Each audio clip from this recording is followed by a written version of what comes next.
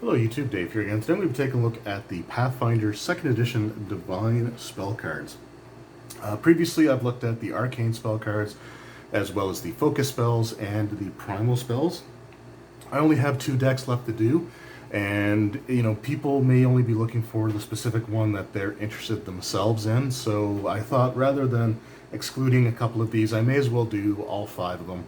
And that way, if someone's only looking for the Divine ones because they're playing a Divine Spellcaster or using the Divine Spell list, it just makes sense for them to be able to find this video and not have to look at like a deck that they weren't interested in or not find the information they're looking for in general.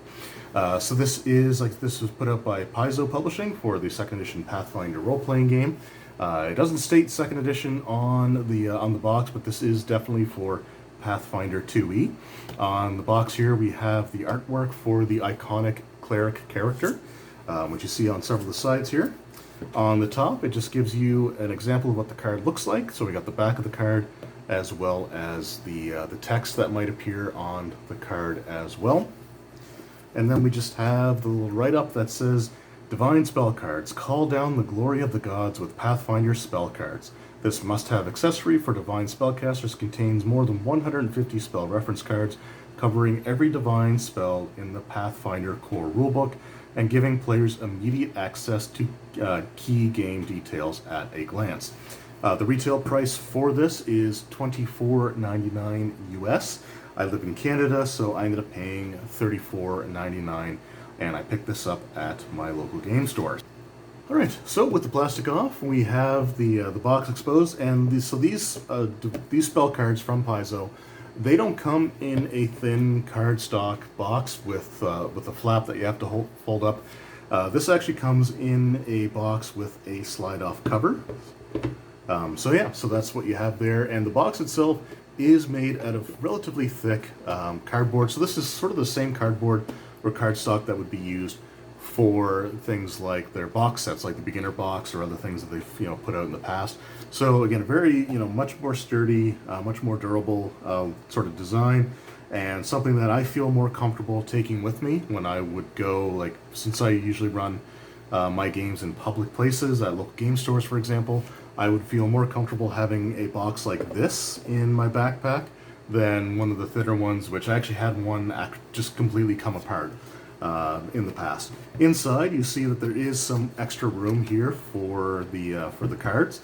Now, there's a couple different things you can do with this. I've always stated that one of probably the more logical uses would be for future expansion, like future products that come out that have their own spell cards that are released. Like, I'm sure something like the Advanced Player's Guide, which is due to come out later in the month of July, which is when I'm recording this video.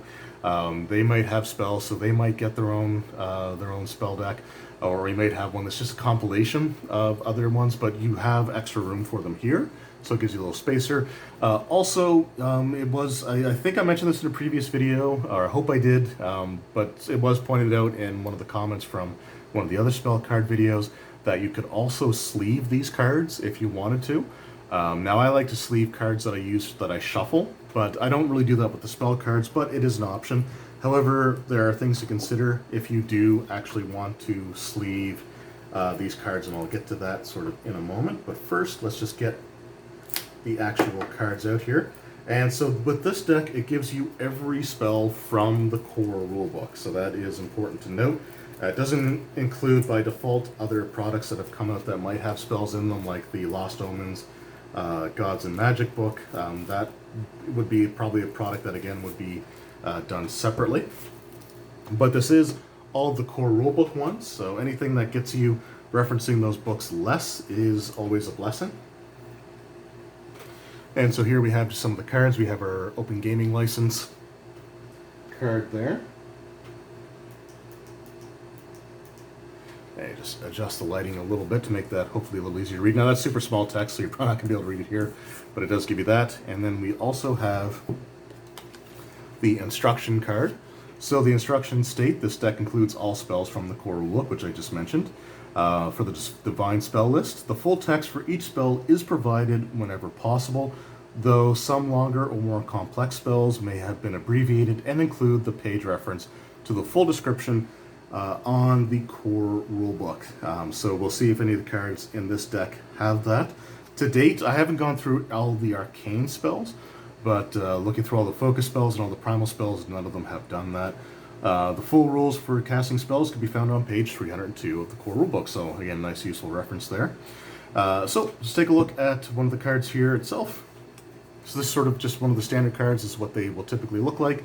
This is Chill Touch. This is a cantrip, so what you'll have for the different cards, you'll see that they'll have,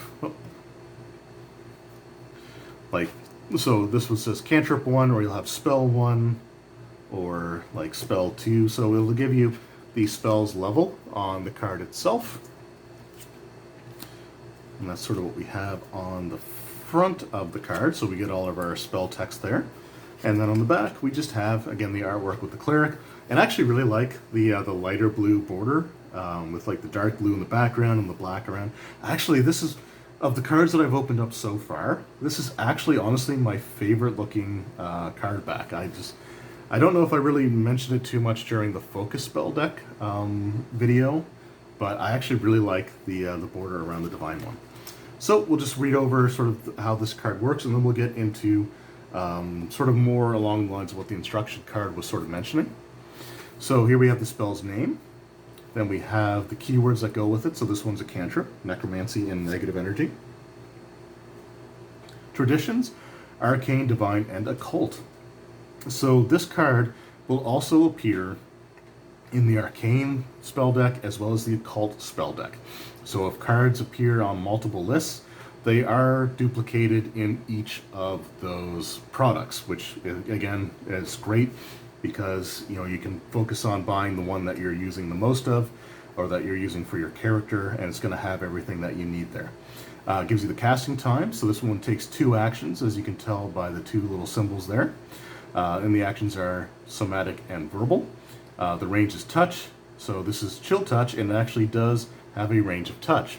Targets 1 living or undead creature, and it does give you a fortitude saving throw. Then it gives you your description here. So siphoning negative energy into yourself. Your hand radiates a pale darkness. Your touch weakens the living and disorients the undead, possibly even causing them to flee. The effect depends on whether the target is living or undead. So living creature, it deals negative energy damage equal to 1d4 plus your spellcasting modifier. Target attempts a basic fortitude save, but is also enfeebled 1 for 1 round on a critical failure. So a basic saving throw is just you save for half damage on a regular success. Critical success, you take no damage, and on a critical failure, you take double damage, plus any other special effect, like in this case, you'd be enfeebled 1. Undead creatures, the target is flat-footed for 1 round on a failed fortitude save. On a critical failure, the target is also fleeing for 1 round unless it succeeds on a will save. So that's just how it's sort of affected there. And for the heightened, so +1. So I guess for each spell level slot that you have access to, because cantrips work a little bit differently. I think they automatically heighten. But for every +1 level, the negative energy damage dealt to living creatures increases by 1d4. So that's sort of what the normal spells look like. But some spells are going to have longer, more involved descriptions. So rather than giving you just very brief information on one side of the card, what Paizo has actually done here, if I can find one, there we go. So what they've actually done is, for example, here we have the Divine Vessel spell. So this is a 7th level spell. I'm not going to go through and read everything. However, if the spell description is too lengthy to fit on one side of the card, it will actually say continued on the back. So rather than artwork on the back, this will give you the more information from the spell description. So for a spell to require you to go to the core rulebook would mean that the spell description would have to be so long that it wouldn't fit on 2 sides of the card. So they will actually utilize the other side before forcing you to go to the core rulebook. This is a point that I've raised in the other card opening videos that I've done. So if you've watched those, you may feel that this is sort of a bit redundant, but again, the purpose behind this video is for people that haven't searched for or weren't interested in the other decks and are looking for the Divine decks, so they'd be searching for it specifically, so I want to give them that information here as well. So, yeah, so with that in mind, so that's the way that they sort of go around with that. Now, if you are sleeving your cards, you may want to use clear sleeves for any of the double-sided ones. That way you can read both sides without having to take the card out in the first place. And one of the things that I've done with the smaller decks is search through them to see if any of the spells actually require you to go through and access the core rulebook. So these are like from the 10th level spells forward. So that was one of the first ones to actually do that. So that was Divine Vessel.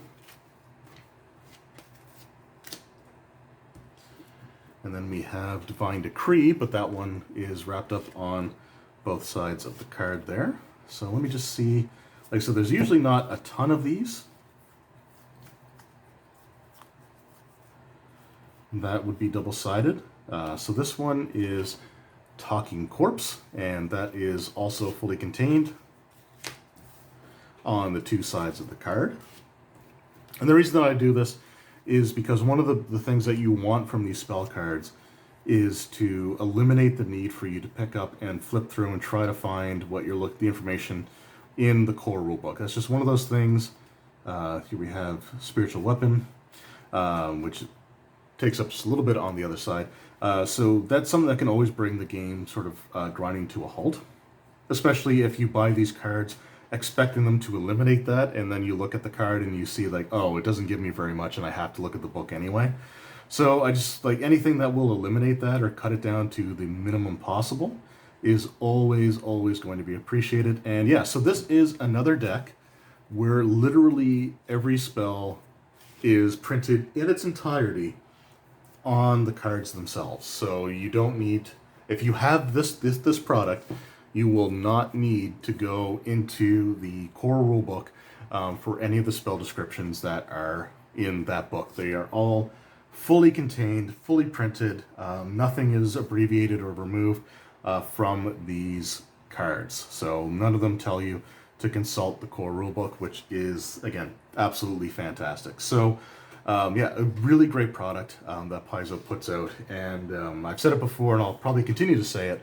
I just really like the way that they design these, and I love the fact that they're not afraid to utilize both sides of the card. I think that's something that can't be understated enough, like just how major that is, because again, it prevents you from having to, it means that if you spent your money on this for convenience sake, for ease of gameplay, you're going to get that from this deck. This isn't a situation where you buy the cards and you wait and you use them when it comes to your turn, and then you realize like, oh crud, I need to actually break out the book anyway.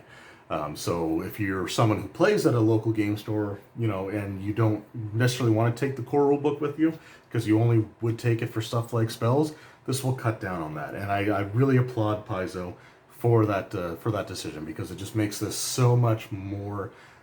It's so much easier to recommend something like this, because